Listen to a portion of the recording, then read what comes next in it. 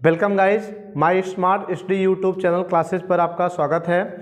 आज हम आपके लिए एक नए टॉपिक के साथ चर्चा करेंगे, जो कि ये टॉपिक कुछ महत्वपूर्ण प्रश्नोत्तर के बारे में है, जो कि पिछला चैप्टर आपने भी कंप्लीट किया, जैव प्रौद्योगिकी एवं उसके अनुप्रयोग। ठीक है, इसको कंप्लीट करने के बाद इस चैप्टर से रिलेटेड जो कुछ इम्पोर्टेंट वीडियो हैं, ठीक है, जो कुछ इम्पोर्टेंट क्वेश्चन, ठीक है, हैं जो पेपर में आने हैं, उसी को आपको यहाँ पर हम डिस्कस करेंगे। ठीक है, इस पार्ट से रिलेटेड कुछ इंपॉर्टेंट वीडियो पीछे दिया जा चुका है, उसी वीडियो से संबंधित कुछ इंपॉर्टेंट क्वेश्चन जो कि पेपर में आ सकते हैं 2021 के एग्जाम में, तो उसी के बारे में हम चर्चा करेंगे आपसे। ठीक है, तो यहाँ पर मैंने लिखा भी है कि ये वीडियो कुछ महत्वपूर्ण प्रश्नोत्तर पर आधारित है।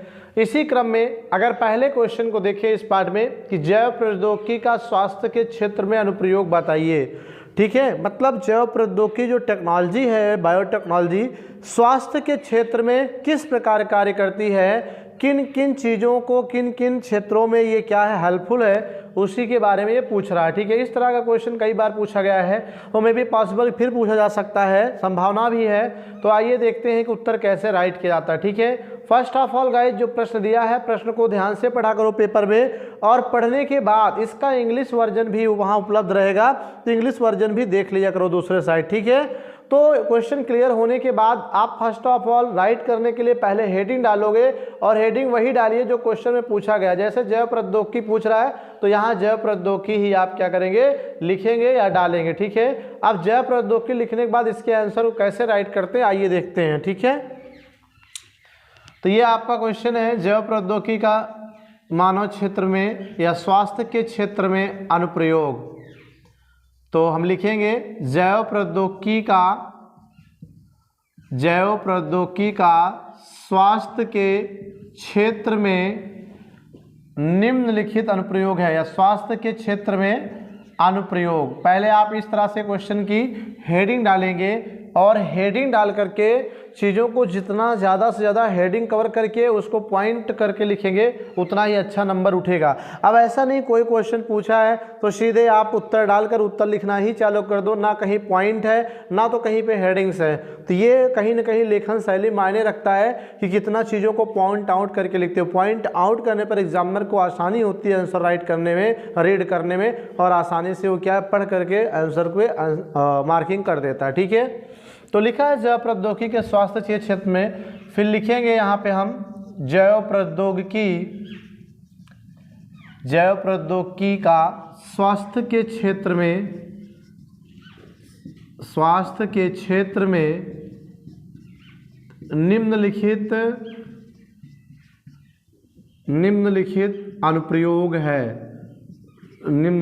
अनुप्रयोग है। ठीक है, पहला अगर हम बात करें स्वास्थ्य के क्षेत्र में, औषधि निर्माण में, ठीक है, औषधि निर्माण में ये फर्स्ट एप्लीकेशन है स्वास्थ्य के क्षेत्र में। गाइज आपको पता है कि जैव प्रौद्योगिकी तकनीक द्वारा सूक्ष्म जीवों का प्रयोग, अर्थात जीवाणुओं के प्रयोग और कुछ विशेष प्रकार के कवक का प्रयोग करके हम एंटीबायोटिक औषधियों का निर्माण करते हैं। ठीक है, वो एंटीबायोटिक औषधियाँ क्या होती हैं, स्वास्थ्य के क्षेत्र में दवा के रूप में प्रयोग की जाती हैं, जो गंभीर और कुछ विशिष्ट प्रकार के रोगों में क्या करती हैं, हेल्पफुल होती है, काम करती हैं। ठीक है, तो ये आपका हो गया औषध निर्माण में। यहाँ लिखते हैं जैसे विभिन्न एंटीबायोटिक्स अर्थात प्रतिजैविकी, विभिन्न एंटीबायोटिक्स दवा बनाने में। ठीक है, अब हम दूसरी बात करें तो विशिष्ट टीके बनाने में, या हम सीधा लिखते हैं टीके बनाने में। ठीक है, दूसरा बायोटेक्नोलॉजी का क्या उपयोग है, टीके बनाने में। तो टीका कैसे बनाते हैं ये भी आपको पता होगा कि कमज़ोर और मृत या सूक्ष्म जीव जो होते हैं उन्हीं का प्रयोग करके हम क्या करते हैं, एक विशिष्ट प्रकार की ऐसी औषधि बनाते हैं जो शरीर में जा करके रोगों से लड़ने वाली एंटीबॉडीज का निर्माण क्या होती है, करती है, जिससे रोग प्रतिरोधक क्षमता शरीर की बढ़ जाती है। तो ऐसी औषधियों को टीका कहते हैं, और टीके का निर्माण सूक्ष्म जीवों से जैव प्रौद्योगिकी तकनीक का प्रयोग करके बनाया जाता है। ठीक है, जैसे मान लीजिए यहाँ लिखते हैं इंसुलिन का टीका, इंसुलिन व अन्य टीके बनाने में, इंसुलिन व अन्य टीके बनाने में, ठीक है। इंसुलिन व अन्य टीके बनाने में, इंसुलिन क्या है, मैंने पिछले वीडियो में कवर किया था कि इंसुलिन मानव शरीर में पैंक्रियाज ग्रंथि, ठीक है, जो कि एक मिश्रित ग्रंथि होती है, इसी के अल्फा और बीटा भाग, दो भाग होते हैं। तो इसका जो बीटा भाग होता है, उस बीटा भाग से इंसुलिन नामक हार्मोन स्रावित होता है, जो रुधिर में ग्लूकोज की मात्रा को नियंत्रित करने का कार्य करता है और ग्लूकोज की मात्रा को नियंत्रित करके उसे लीवर में ग्लाइकोजन के रूप में संग्रहित कर देता है, ठीक है, जिससे रक्त में अतिरिक्त ग्लूकोज मात्रा नहीं बढ़ पाती है और शुगर की मात्रा कंट्रोल होती है। लेकिन जब मानव बॉडी में नेचुरल रूप से पैंक्रियाज ग्लैंड काम करके इंसुलिन नहीं बना पाती है, तो ऐसी स्थिति में मनुष्य के अंदर ब्लड में शुगर की मात्रा बढ़ जाती है, जिससे व्यक्ति को डायबिटीज या शुगर कहते हैं, ठीक है, शुगर हो जाता है। तो उसे निदान पाने के लिए वैज्ञानिकों ने बायोटेक्नोलॉजी का प्रयोग करके सूक्ष्म जीवों की सहायता से इंसुलिन के टीके का निर्माण किया, जो कि ऐसे रोगियों के लिए लगता है कि जिनके शरीर के अंदर ब्लड में शुगर की मात्रा बढ़ जाती है, ठीक है। तो इंसुलिन, कृत्रिम इंसुलिन लगाने से वो शुगर क्या होता है, कंट्रोल होता है, डायबिटीज़ क्या होती है, कंट्रोल होती है, ठीक है। तो ये आपका हो गया क्या, टीके बनाने में, ठीक है, मानव के क्षेत्र में। और बात करें हम तो कुछ जैसे है परजीवी, परजीनी या ऐसी करते जीन चिकित्सा में या जीन थेरेपी में, ठीक है, जीन चिकित्सा में। ये तीसरा अनुप्रयोग आपको बता रहे स्वास्थ्य के क्षेत्र में कि जीन चिकित्सा के निर्माण में या जीन चिकित्सा डेवलप करने में। तो जीन चिकित्सा का मतलब क्या होता है, मैंने पिछले वीडियो में कवर किया था अच्छे से, तो मैं फिर से बता रहा हूँ कि बायोटेक्नोलॉजी का उपयोग जीनी चिकित्सा में किया जाता है। अर्थात जब किसी व्यक्ति को पैदाइशी या पैदा होने के समय से ही जन्मजात जीनों में गड़बड़ी के कारण कोई रोग होता है और उसका उपचार नहीं हो पाता सामान्य दवाइयों से, तो उसके लिए जैव प्रौद्योगिकी का प्रयोग करके, ठीक है, जीनी इंजीनियरिंग करके, जीनों में हेर फेर करके क्या करते हैं, कुछ विशिष्ट प्रकार के उपचार विधि डेवलप करते हैं, जिसे जीन चिकित्सा कहते हैं। और इस विधि द्वारा, ठीक है, जैसे आपको भी बताए थे सिस्टिक फाइब्रोसिस, है ना, सिस्टिक फाइब्रोसिस जैसी आनुवांशिक बीमारियों का क्या किया जाता है, उपचार किया जाता है गाइस, ठीक है। तो ये आपका क्या हो गया, जैव प्रौद्योगिकी का स्वास्थ्य के क्षेत्र में कुछ महत्वपूर्ण अनुप्रयोग आपको मैंने यहाँ पे डिस्कस किया, बताया, ठीक है। अब हम बात करते हैं निम्न क्वेश्चन की। और अगर हम देखें दूसरा जो हमारा क्वेश्चन है, निम्न पर टिप्पणी लिखिए। इस तरह से भी क्वेश्चन आ सकता है कि निम्न पर टिप्पणी लिखिए और उसमें आपको ऐसे हेडिंग दी रहेगी, बायोपायरेसी, मानव इंसुलिन और जीनी सर्जरी, ऐसे का, खा, गा या ABCD करके 3-4 छोटी छोटी हेडिंग देगी, तो उसको भी कवर करना होगा आपको, ठीक है। तो यहाँ टिप्पणी बायोपायरेसी पे लिखना है, मानव इंसुलिन जीनी सर्जरी पर। तो मैंने सिंपल से बताया बेटा, जब टिप्पणी पूछे तो 1 या 2 ही नंबर का आएगा और इसमें बहुत ज़्यादा बढ़ा चढ़ा कर नहीं लिखना है, अपनी बातों को संक्षिप्त शब्दों में क्या करना है, उत्तर दे देना है, ठीक है। और बातें यहाँ पे हर चीज़ क्या हो जाए, थोड़ी सी बातों में क्लियर हो जानी चाहिए। तो आइए देखते हैं बायोपायरेसी क्या है। जैसे बायोपायरेसी टिप्पणी है तो पहले हेडिंग भी आप लिखोगे बायोपायरेसी, ऐसे लिखते हैं, ठीक है। बायोपायरेसी को जैव दस्युता भी कहते हैं, मैंने पिछले वीडियो में इसे कवर किया था, जैव दस्युता क्या है, ठीक है। तो मैंने इसमें आपको गाइस बताया था कि अगर किसी व्यक्ति या किसी कंपनी द्वारा किसी देश के जैविक संसाधनों का बिना उसकी अनुमति के, बिना उसके परमिशन के और बिना उसे क्षतिपूर्ति दिए हुए अगर प्रयोग कर लेती है, जैव संसाधनों का उपयोग करती है अपने लाभ के लिए, तो ऐसी घटना को, ऐसी प्रक्रिया को हम बायोपायरेसी कहते हैं, ठीक है। तो यहाँ लिखेंगे क्या कि किसी बहुराष्ट्रीय कंपनी या संगठन द्वारा, ठीक है, संगठन द्वारा किसी देश के जैव संसाधनों का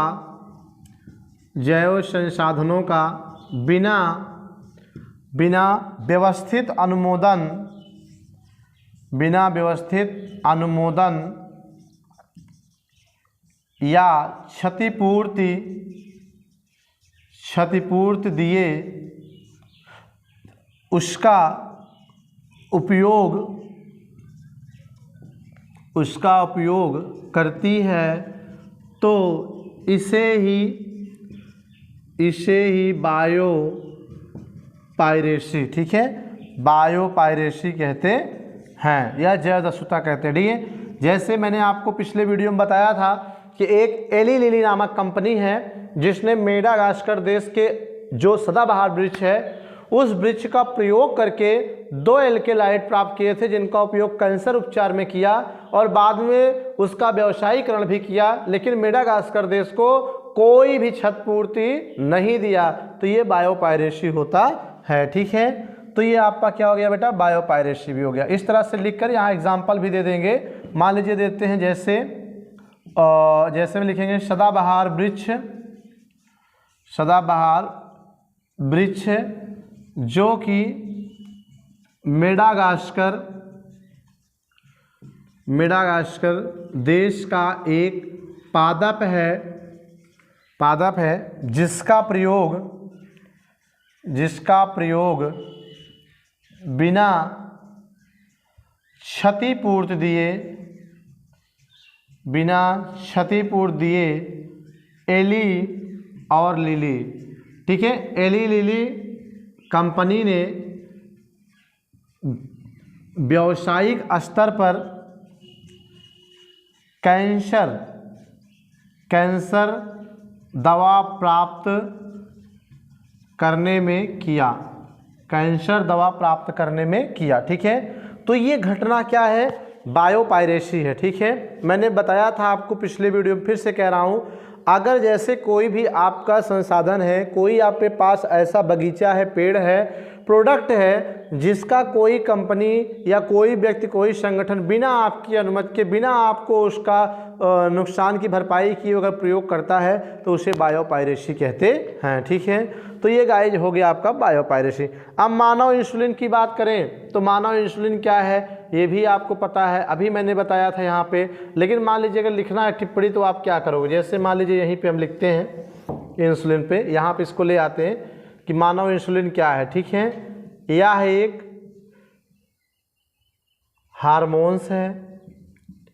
हार्मोन्स है जो अग्न्याशय ग्रंथि द्वारा स्रावित होता है। ठीक है, जो रक्त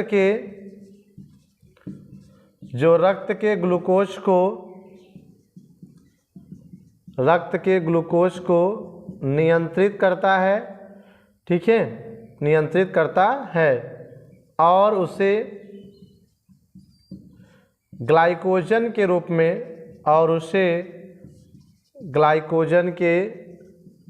में यकृत में स्टोर करता है। ठीक है, स्टोर करने का मतलब संग्रहित करता है।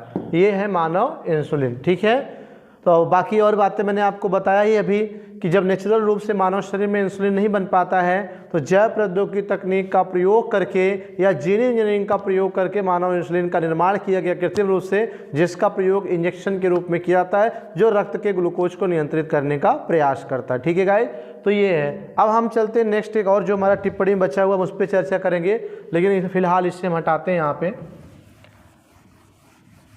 आप लोगों ने देखा किस तरह से आंसर परीक्षा में अगर आ रहा है तो कैसे आप राइट करोगे, कैसे लिखोगे आंसर, इस बात को यहाँ पे आपने देखा। ठीक है, ये आपका हो गया कंप्लीट। अब हम जो बात करते हैं टिप्पणी में, जो हमारा तीसरा एक था, थर्ड वाला, उसकी बात करते हैं। जीनी सर्जरी या जीनी इंजीनियरिंग कह सकते हो, सॉरी जीनी सर्जरी कह सकते हो या जीनी चिकित्सा कह सकते हो।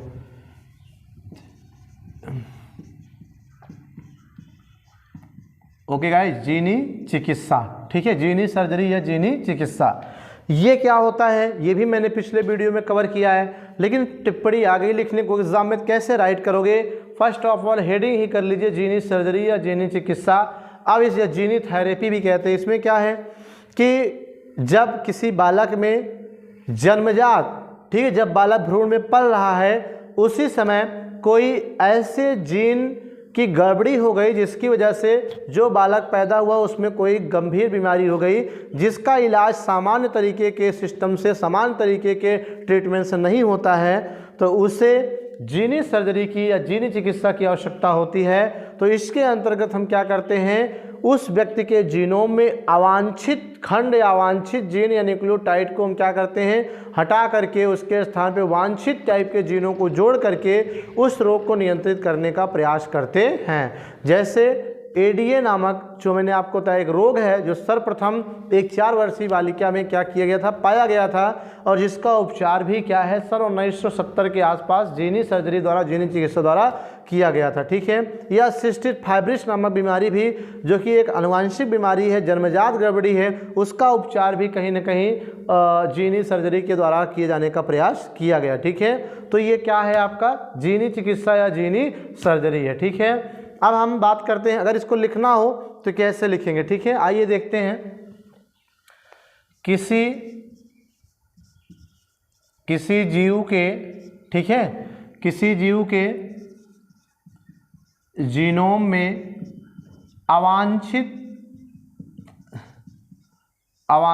जीन को या जीन या त्रुटिपूर्ण कह सकते हो। ठीक है। त्रुटिपूर्ण जीन को हटाकर उसके स्थान पर वांछित जीन को स्थानांतरित करना जीनी चिकित्सा या जीनी सर्जरी कहलाता है। ठीक है। इस विधि का प्रयोग प्रायः आनुवांशिक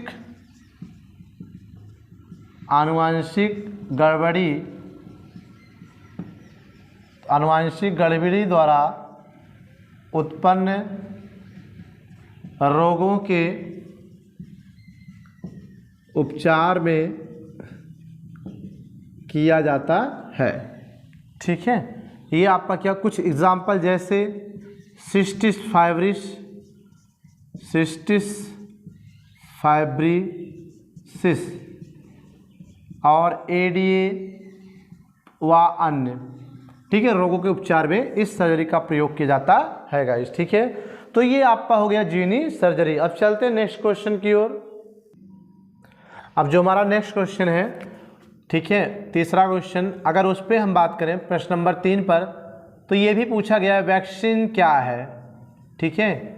वैक्सीन क्या है और जैव प्रौद्योगिकी द्वारा, ठीक है, जैव प्रौद्योगिकी द्वारा तैयार कुछ वैक्सीन का नाम बताइए। ठीक है। नाम बताओ। तो ये आपका क्वेश्चन है कि वैक्सीन क्या है। वैक्सीन का मतलब गाइस टीका होता है। ठीक है। वैक्सीन का मतलब क्या होता है, टीका होता है। तो यानी टीका क्या है पूछ रहा है, तो आंसर क्या राइट करेंगे हम लोग, पहले हेडिंग कर लेंगे जो क्वेश्चन है हमारा वैक्सीन। ठीक है। पहले हम उसी को हेडिंग करेंगे, वैक्सीन अर्थात टीका। ओके। तो मैंने आपको बताया था टीका क्या है। ठीक है। टीका एक ऐसी विशिष्ट औषधि है जिसका निर्माण सूक्ष्म, मृत या कमजोर जीवाणुओं की सहायता से किया जाता है और जिसका प्रयोग बॉडी में करने से शरीर के अंदर रोगों से लड़ने वाली, संबंधित रोगों से लड़ने वाली एंटीबॉडीज का निर्माण या T4 लिम्फोसाइट कोशिका का निर्माण इतना ज़्यादा होता है कि वह उस रोग से लड़ने में शरीर को पूर्ण रूप से सक्षम बना देती है। तो उसे हम क्या कहते हैं, टीका कहते हैं। ठीक है। तो इसका डिफिनेशन लिखना हो तो पहले हेडिंग लिखना, फिर हेडिंग करने के बाद भी इसे पॉइंट आउट करना। तो आइए देखते हैं किस तरह से हम पॉइंट आउट करेंगे। ठीक है। लिखेंगे कि वह विशिष्ट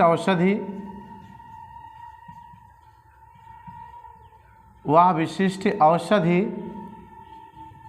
जिसे कमजोर या मृत सूक्ष्म जीवाणु द्वारा तैयार किया जाता है, सूक्ष्म जीवाणु द्वारा, ठीक है, तैयार किया जाता है और सूक्ष्म जीवाणु द्वारा तैयार किया जाता है और जिसका प्रयोग मानव शरीर में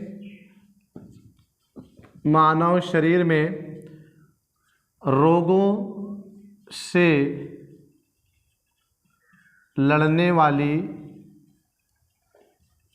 से लड़ने वाली एंटीबॉडीज के संख्या में वृद्धि करके रोगों से सुरक्षा प्रदान करती है। ठीक है, प्रदान करती है, उसे हम वैक्सीन या टीका कहते हैं। तो ये आपका डेफिनेशन यहाँ पे राइट हो गया कि वह विशिष्ट औषधि जिसे कमजोर और मृत सूक्ष्म जीवाणु द्वारा तैयार किया जाता है। अगर आपसे कोई क्वेश्चन पूछे टीका किसकी सहायता से बनाया जाता है, किसकी सहायता से इसे प्रोडक्शन किया जाता है, तो आप बोलोगे कि सूक्ष्म जीवाणुओं द्वारा, जो मृत या कमजोर सूक्ष्म जीवाणु हैं उन्हीं के द्वारा यह तैयार किया जाता है। और इसके प्रयोग से मानव शरीर में रोगों से लड़ने वाली जो एंटीबॉडीज हैं उनका निर्माण या उनकी संख्या में क्या होती है, वृद्धि हो जाती है। और यही एंटीबॉडीज क्या करते हैं, रोगों से सुरक्षा प्रदान करते हैं। तो ऐसे विशिष्ट औषधियों को हम वैक्सीन या क्या कहते हैं, टीका कहते हैं। ठीक है, वैक्सीन या टीका कहते हैं। अब बात आती है कुछ वैक्सीन का नाम बताओ, तो यहाँ पर हम उदाहरण देते हैं कुछ प्रमुख वैक्सीन व उनका उपयोग, कुछ प्रमुख वैक्सीन व उनका उपयोग हम देखेंगे। ठीक है, तो इसमें जैसे कुछ वैक्सीन है, तो अगर इन कुछ वैक्सीनों का नाम अगर हम यहाँ पे दें, तो जैसे रेबीज आपने सुना होगा। ठीक है, यहाँ लिखेंगे टीका और यहाँ लिखेंगे रोग। ठीक है, तो टीका है जैसे रेबीज का टीका। ठीक है, ये कब लगता है दोस्तों रेबीज का टीका? रेबीज के बारे में आप लोगों को पता है या नहीं? ठीक है, हम बताते हैं रेबीज क्या है। आपने सुना होगा कि कुत्ता जब काटता है तो सुई या इंजेक्शन ज़रूर लगते हैं। ठीक है, तो कुत्ते के लार में रेबीज नामक खतरनाक वायरस होता है। जब कुत्ता आपको काटता है तो उसके लार जो होते हैं दांत में लगे होते हैं और आपकी बॉडी में भी क्या होते हैं, ब्लड में वो काटने पर पहुंच जाते हैं। और ब्लड में पहुंच करके वे वायरस आपकी बॉडी में तंत्रिकाओं को डिस्टर्ब करते हैं, जिससे पागलपन, दौरा, लकवा या टिटनेस अन्य जैसे बीमारियां उत्पन्न हो सकती हैं भविष्य में। इससे बचने के लिए, इस वायरस को निष्क्रिय करने के लिए आप क्या करते हो, कम से कम 4, पहले 7 लेकिन कम से कम 4 बार रेबीज का इंजेक्शन लेते हैं। तब जा कर के ये क्या होता है, वायरस पूर्ण रूप से शरीर में नष्ट हो जाता है। क्यों? क्योंकि इस रेबीज के इंजेक्शन को टीके के रूप में जब हम लेते हैं तो ये बॉडी में जा कर के रेबीज वायरस से क्या लड़ने के लिए एंटीबॉडी बनाता है, और यह एंटीबॉडी संपूर्ण शरीर में उपस्थित रेबीज वायरस को मारने का काम करता है। ठीक है, तो ये रेबीज का जो टीका है ये कौन से रोग में कार्य आता है भैया? रेबीज कहते हैं, या इसी को हाइड्रोफोबिया कहते हैं। ठीक है, हाइड्रोफोबिया रोग भी कहते हैं। तो हाइड्रोफोबिया रोग से बचाव के लिए, ठीक है, जैव प्रौद्योगिकी तकनीक द्वारा तैयार रेबीज के टीके का प्रयोग किया जाता है। ठीक है, ये हो गया पहला। और इसी क्रम में अगर हम दूसरा बात करें तो एक और भी टीका है जिसका नाम है हर्पीज वायरस। ठीक है, हर्पीज का टीका, हर्पीज टीका। ठीक है, इस टीके का प्रयोग हर्पीज रोग से बचने के लिए करते हैं। ठीक है, एक प्रकार का ये भी रोग है, हर्पीज रोग से बचना हो तो हर्पीज का टीका लगता है, और इस हर्पीज टीके का निर्माण भी जैव प्रौद्योगिकी द्वारा किया गया है। ठीक है, और एक मीसल्स टीका है, ये भी जैव प्रौद्योगिकी द्वारा तैयार किया गया है। मीसल्स का उपयोग खसरा रोगियों के लिए किया जाता है, खसरा रोगों से बचाव के लिए दिया जाता है। ठीक है, बचाव के लिए दिया जाता है। ठीक है, अभी पूरे उत्तर प्रदेश में योगी सरकार ने पिछले वर्ष एक प्रकार से कहीं ना कहीं लगभग सभी बच्चों को पिछले 1 या 2 साल के अंदर खसरे के टीके का सभी बच्चों में क्या किया, टीका लगवाने का प्रयास किया। और यह अभियान कहीं ना कहीं 99% सफल भी रहा, क्योंकि सभी बच्चों को टीका ये लगा। ठीक है, तो ये टीका लग जाने से खसरे बीमारी उत्पन्न करने वाले जो रोगाणु होते हैं उनको लड़ने के लिए हमारे शरीर में एंटीबॉडीज बनती है, जो उनसे लड़ करके खसरा रोग से बचाव करने का काम करती है। ठीक है, तो ये रहा वैक्सीन और जैव प्रौद्योगिकी तैयार कुछ वैक्सीन्स का नाम और इनका किन किन रोगों में प्रयोग करते हैं, ये भी आपका इस वीडियो में क्लियर हुआ। मिलते हैं नेक्स्ट वीडियो में गाइज। अगले वीडियो में हम आपको इसी से संबंधित कुछ और क्वेश्चन कवर करेंगे जो कि एग्जाम में बहुत महत्वपूर्ण होंगे। तो दोस्तों वीडियो कैसी लगी, आई होप अच्छा लगा होगा, तो वीडियो को लाइक भी करिए, कमेंट भी करिए और चैनल पे नए हैं वीडियो को कमेंट करिए। ठीक है, और सब्सक्राइब भी करिए, बेल आइकन भी दबाइए ताकि नए नोटिफिकेशंस आपको मिलते रहें। ठीक है, thank you for watching this video guys, thank you.